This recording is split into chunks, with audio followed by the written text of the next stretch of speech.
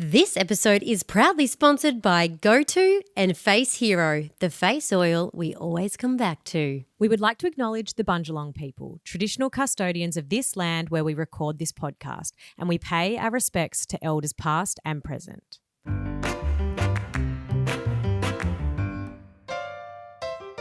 Hello, beautiful Bumpies. Welcome to Beyond the Bump, a podcast brought to you by Jayde Coodwell and Sophie Pierce. This podcast is targeted at mums to be, and women in general. And gents, feel free to have a listen too.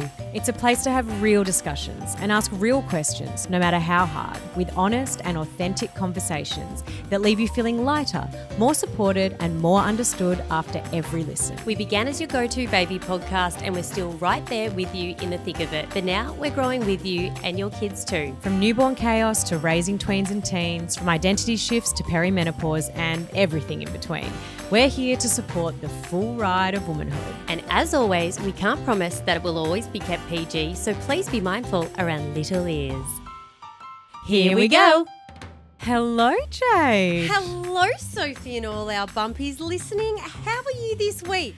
It's been a big week It in the has Beyond the been Bumpy universe. A massive week in BTB land. We hope you noticed when you clicked to listen, whether it was on Tuesday's episode or today, that Beyond the Bump was looking fresh. We hope you like it. We hope you don't mind being called beautiful Bumpies rather than Yummy Mummies. Yeah, look, this was a hard decision to Contentious. make. It was really hard. We know we've got a lot of people in the DMs going, I hope I get called a Yummy Mummy tomorrow. But honestly, I think that it was time to acknowledge who you all are listening that are growing with us. And if you are new to Beyond the Bump, you are a Bumpy. Absolutely. So welcome. And just know that even if we're not explicitly calling you a Yummy Mummy, you are still a Yummy Mummy. And if you want to call out, we'll just every now and then just call you Yummy Mummies. And That's if there's fine. a landslide, look, you can probably twist our arm and we'll change it back to Yummy Mummies anyway. That's right.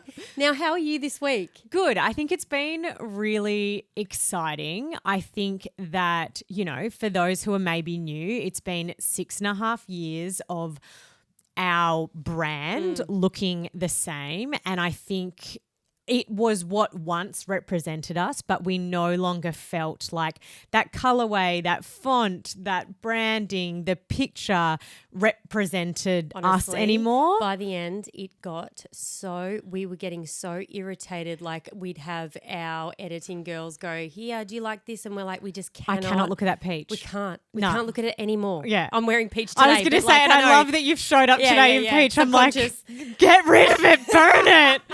And we loved the branding and we love what it represented, and I feel like it will always hold a soft little nostalgic part in our heart. But I think that especially once you become a mother, like I don't know about you, I have an identity crisis every 6 months. So there's been a solid 12 or more identity crises since that. And it's time to look a bit different. And I think it also represents that, you know, we very much started as a baby podcast, a pregnancy, birth, newborn podcast, which is always something that we are still going to chat about, still going to reflect on, still going to be here to hold your hand through if that's the season of life you're in. But I think we also had to acknowledge that we've grown up, our kids have grown up, our beautiful Bumpies have grown up, your kids have grown up. And also I think when you come out of that baby stage, as much as that's very isolating, you then go into a stage where it's also pretty isolating because not only do you still have kids, but people seem to be talking about it less. Like, and I think that is because you blossom into this new identity. Maybe you've got capacity outside of more than just, you know, the quote unquote just being a mum. But all of a sudden you are like, oh my God, my kid's starting school, but no one's really talking about it. I've got a tween, no one's talking about it. Teen. And that's what we kind of want to move into talk. And we have already been moving into that for quite a while. I think what happens when we've had a listenership for so long, and we've had conversations like when we've seen people in the streets, but like they've just said like, oh, I used to love listening to you guys. And we've made a few comments saying, well, we actually now have 2 episodes and we also have like conversations that just aren't baby related. They're like, oh, we had no idea. Yeah. And I think it's just really emphasizing, which is is why we did the rebrand as well with Beyond, because essentially it was always going to be beyond the bump. We had a message saying, just so you know, I will always be listening and I can't wait for our grandparent era of Beyond the Bump. I hope we're there too. I hope if I am still there to pump out conversations about my false teeth, then I will be doing so. But I think the main thing is, and what I've really sat in just that I'm going into this teenage realm now, is that there is no real community and space for the teen parents out there. And I said this with a girlfriend of mine recently. I ran into her because we raised little babies together. I said, how are you? She said, why don't we have a group and community about, we have mothers group for babies. Yeah, you need a mothers group. Why don't we have a mothers group for teens? Because we have no idea what the absolute F we are doing. And I said, I couldn't agree with you more. It actually feels more terrifying in this stage of life and parenting. And so I think these are the conversations that we just want to have here. And also, like, we're fluctuating hormones. There is just so much going on. I think relationships, like Harry and I have gone through so much in this time of our lives. And I think that all these chapters need to be documented and somewhat relatable. Yeah.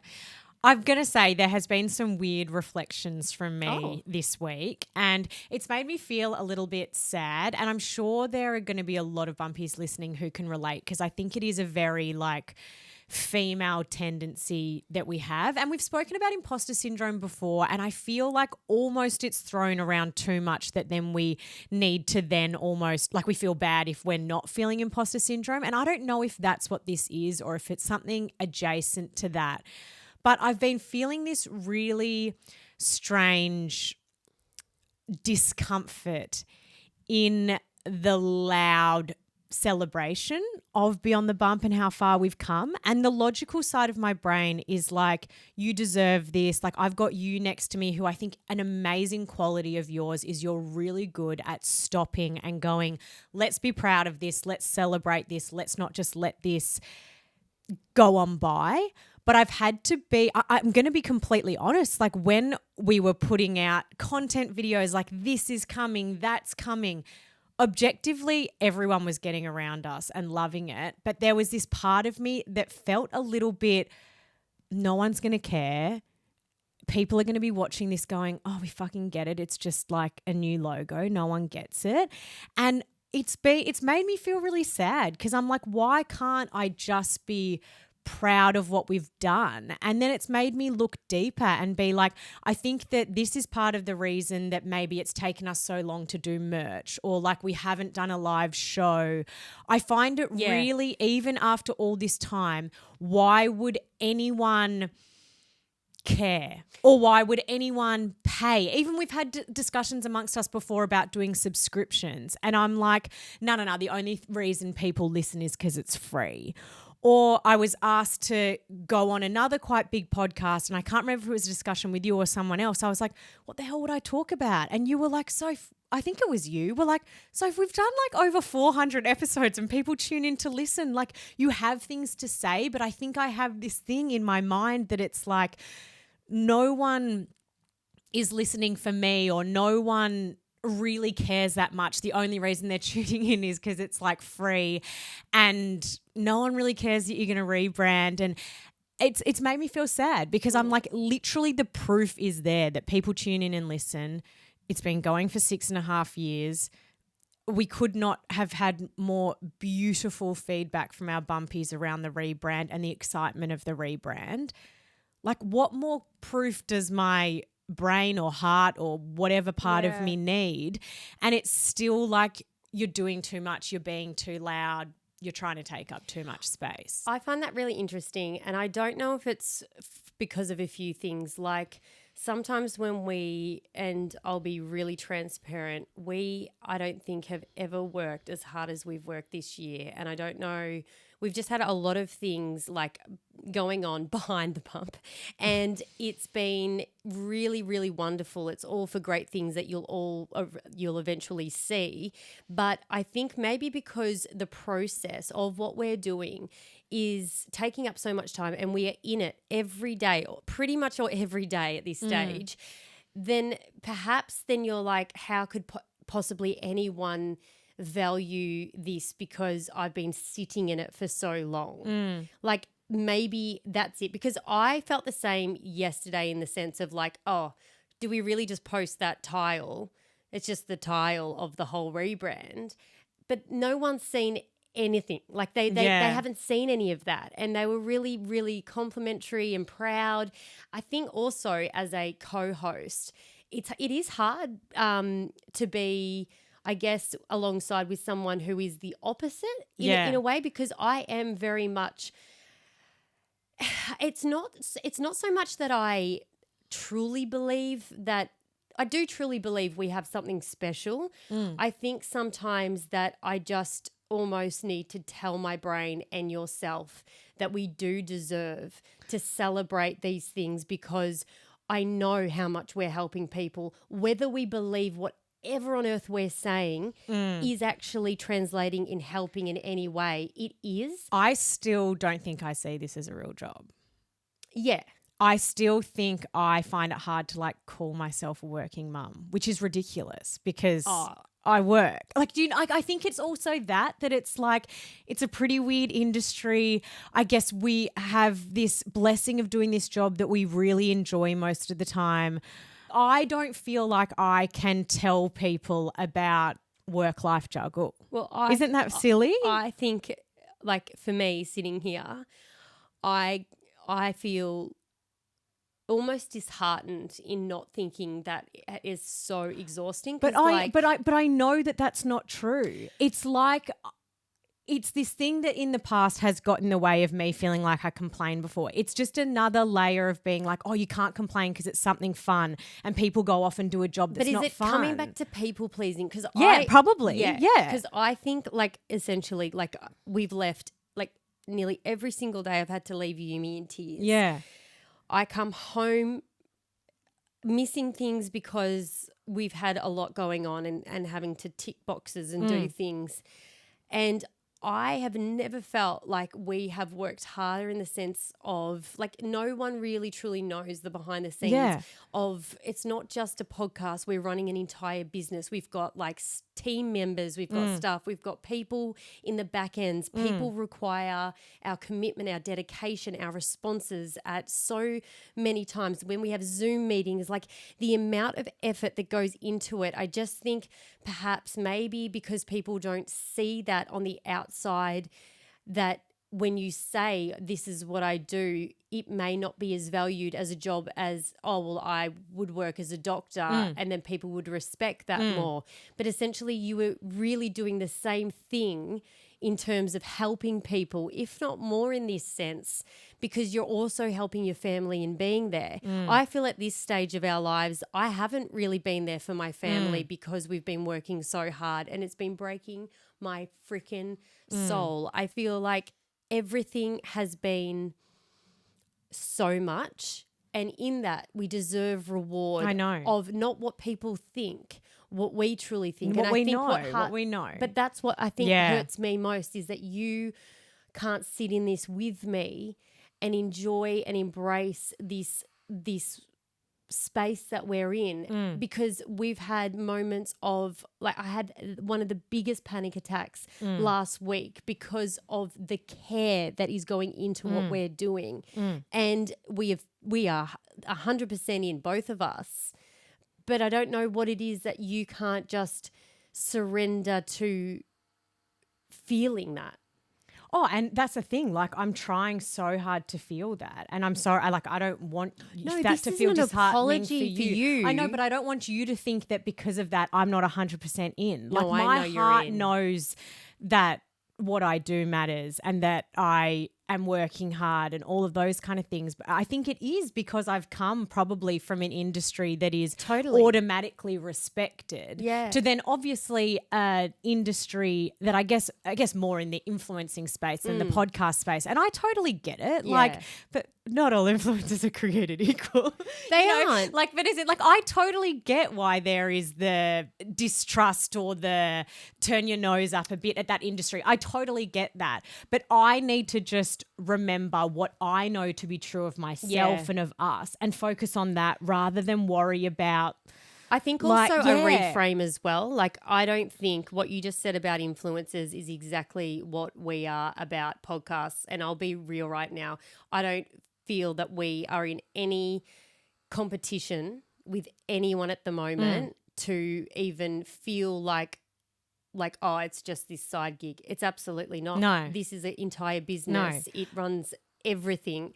And I think maybe because we don't talk about it like that and we don't share, or people don't understand how big it is, or we don't call it BTB Productions to everyone, even though it is, I think that's why it might be coming across, or maybe feeling for you that it's not as big as it is. But if you look at it and you look, even just looking at the people that are consistently in there, it's like a copy and paste. You have been there for my parenting life. You have been by my side when I have had no parents or no friends. You have been there.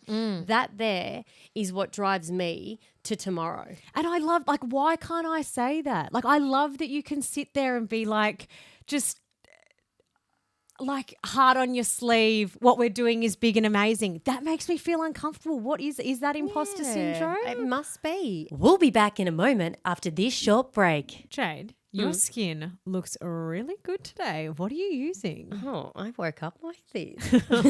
Nah, it's Go-To's Face Hero, and honestly, it makes me look dewy and alive no matter what day it is. Yeah, I've been using it for years. Have you? Years. It's honestly the one thing I always have on me. Like, if I've packed nothing else, clearly that doesn't happen often. I'm a serial overpacker. But Face Hero is always in the bag. Yeah, I genuinely get asked what have I done to my face lately, or what makeup I'm wearing, and it's not makeup. It's the oil every time. Yeah, how it just sinks straight in, like it's not greasy, and you don't actually feel like you've got oil sitting on top of your face. And it's gone in seconds. It's Go-To's bestseller for a reason. Literally so good right now in winter when everything is dry and tight. I actually put the leftovers into my slip bag. I'm not going to go there, but good for you.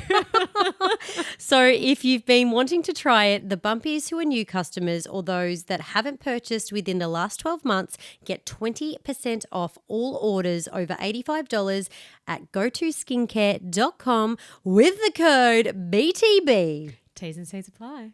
Now back to the show. I have this other thing, and it's not like this. So maybe this is where you can help me out. Yeah. Because I have this thing, and I've connected it to an ADHD aspect, or what would you call it? Like trait, maybe. An ADHD trait. And it's actually called rejection sensitive dysphoria. And basically it's an intense neurological reaction that occurs when you perceive criticism, judgment, or rejection. And it triggers like a emotional pain or panic, or just you can reframe something instantly.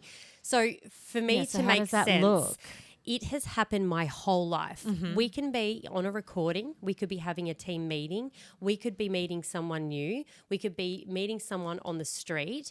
And halfway through a conversation, I find one of my greatest qualities is that I can read people's emotions. I can really understand if someone's a really good human being, or they just don't gel with me. Nah, they're dead. Yeah, and I have that. It comes very instantly, and it comes out and shows down the track for others. But for me, I get a really good sense of it. I also get this feeling that is a story created in my head that I'm assuming, because this is what happens. But some shift in tone or a shift in demeanor or conversation can happen, and in a few seconds my whole body has shut down to say to myself, this person doesn't like me.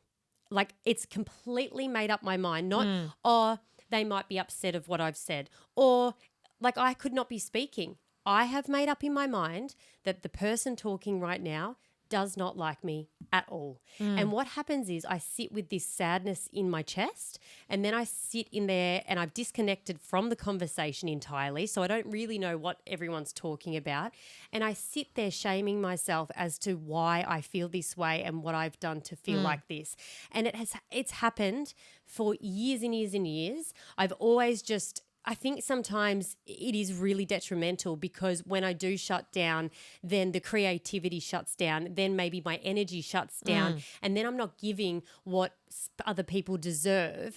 But I have only just clocked on to seeing when it happens, and I kind of now go, okay, Jayde, that is something that you've just popped into your head. You have no evidence, no proof of that. Yeah. That's a story that has just been assumed. But I think because I know that I can read people so well, it's an assumption. How do you delineate between the two? Yeah, it's an assumption of I must believe that like this we would were be on a true. meeting the other day and we got off and you're like, oh, I just don't think that person likes me. Instantly. And I was like, what? Like it was quite a happy, cheery, casual meeting. And I was like, what was... And gosh, the other day, why are we so I don't, like it's both of us. Like I cannot not relate to that at all, but like I've never experienced that. Do you ever think about like emotions two at once like that? Like, what do you mean two at once? Like, can you ever be in a and this is just a neurodivergent person speaking to a neurotypical person. Yeah. Do you ever have a conversation with someone that, like, I feel for you, you would just be in that conversation completely, whereas I am having 3 different conversations at one time and I am swapping. That's why I can't concentrate. Do you ever feel like that at all? I mean, like, of course, you know, like if you're chatting with someone and you're conscious, like your kid's playing there, like, you know, you can feel kind of half in the conversation because you're like, oh, but like can you subconsciously tap out in a part emotion of like, oh, I might have offended someone in this moment, or is it something that you have to wait? I might think, oh, I've offended them or I've overstepped, but then the people pleaser in me kicks in, and instead of disengaging, I then overcompensate and go like, love me, say that you love me. Like I don't think, if I was ever worried about the way a conversation was going, the last thing I'd do is disengage. Like I like hop in more and I'm like, how can I make them love me? It's really interesting. And even the other day we were at a podcast show and these 2 beautiful women came up to Sophie. I wasn't privy to the start of the conversation. So I thought they were just maybe coming up because they were following her on Instagram, which is absolutely fine. But then... Which you're allowed to. but the girls next to me were like, Jayde, like almost like stop being rude, go. And I'm like, but there's been no eye contact in my direction and I'm not going to just go up into a conversation. And literally the start of the conversation was like, we love the podcast. And I didn't it's even crazy hear it. seeing you guys here for another podcast show. And I was a little bit like, why is Jayde like turned around? Because I didn't have any eye contact from the 2 women. Yeah. So my assumption was, oh, this isn't a place for me. Yeah. And I missed the cue there. Yeah. And then the girls next to me were like, what are you doing? And it was the most awkward position that I could be in, because whenever someone says, hey, I am all for having a conversation. Yeah. But in that moment, I was like, oh, they don't want anything to do with me. Yeah, it was a very, very odd conversation. And if anyone is out there that feels anything like Sophie or I in terms of, I guess it is... I think the crux of it is, can we just be a bit kinder to ourselves? I think it's a bit more than that. I know, but I think like one thing I've really taken from the way I've been feeling this week is it's like, it's very rare that other people out of nowhere are going to celebrate your wins. So if you don't just stop and fucking do it, like whether that be... You know, you've just had your second child and you took them both to the park for the first time and it went well, you know, like you've overcome that kind of like hurdle that was a barrier in front of you, whether it's something at work, whether it's something that, you know, you had a tough conversation with someone that you may have shied away from before, like whatever level you think that success or that celebration is in your head, just stop and celebrate it, because it's so rare, other than bloody engagement, marriage, having kids, you know, those stereotypical things. It's so rare to just stop and celebrate and be stoked. So I don't understand why I have this like allergic reaction to being proud of myself. Well, I also think perhaps for us in business, it's really important to celebrate the micro moments. Yeah. So say we have created and we've selected our cover. No one's seen that yet, but we should be celebrating in that moment. When we choose the brand colors, we celebrate that we've made that decision together, because it is such teamwork. And maybe you need to look at it as, what you and I have been able to achieve rather than you thinking it on a personal level. So it actually brings you into it a little bit more than, you know. I know. But I also should just be able to celebrate myself too. Of course you should. Anyway. It's rattling. It's rattling. Another rattling thing that I have is my 7-year-old.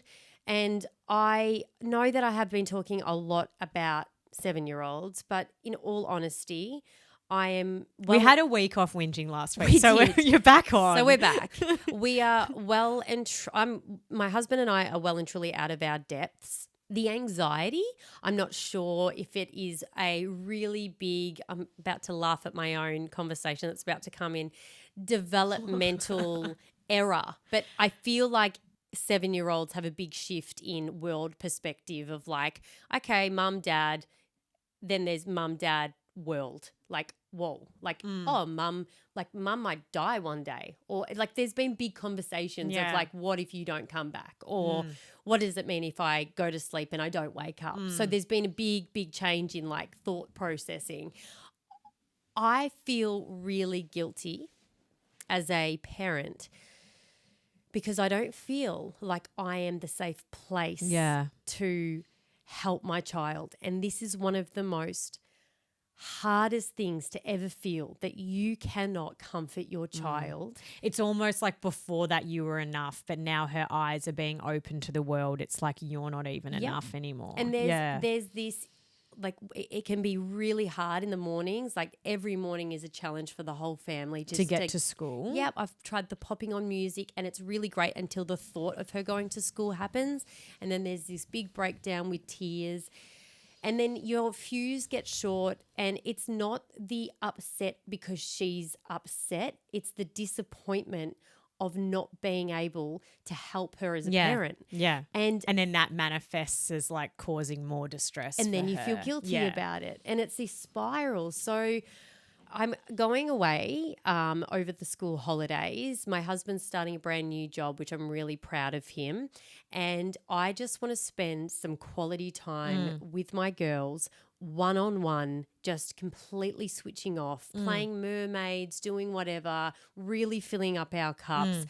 I think perhaps if nothing comes of that during our time and our closeness, then I look into trying to find out what I can do to help her, because it's not just school. It's, you know, getting in the car. It's a lot of anxieties at the moment, and I feel so sorry for a little tiny person to be crippled with. I've been like that. To be sitting with all those emotions, because it's exhausting at the end of the day. So my heart goes out to anyone that is also dealing with any emotions, high emotions and anxieties. And I guess I just say to you, book it in. There's no harm. That we can never have too many strategies. Do you know what I mean? It's true. Like even if her anxieties ease, it's like the reality is after the school holidays, she's going to have to go back to school.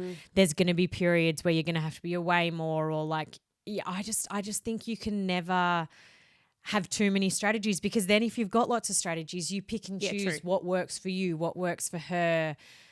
Yeah.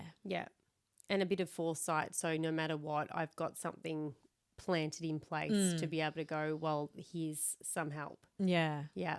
Anyway, I feel like we went into all kinds of I came on thinking this is just going to be all exciting about the rebrand, but I think any of these like milestones always stir up a little something inside yourself. But Bumpies, whether you've been here for 6.5 years, 3 years, 1 month, whatever, we are so stoked to have you here.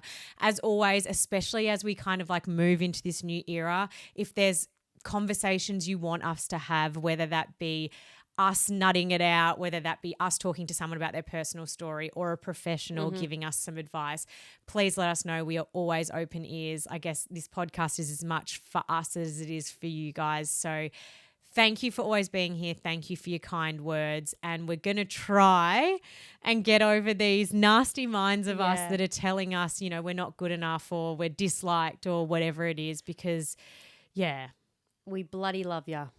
Have a good weekend. Bye-bye. Thanks for listening to this episode of Beyond the Bum. If you loved it, please leave us a review. If you didn't, good on you. You can find more Beyond the Bump goodness and keep up to date by following us on TikTok, Instagram, and our Facebook group page. We'll leave the details in the show notes. Until next time, Bye-bye. bye-bye.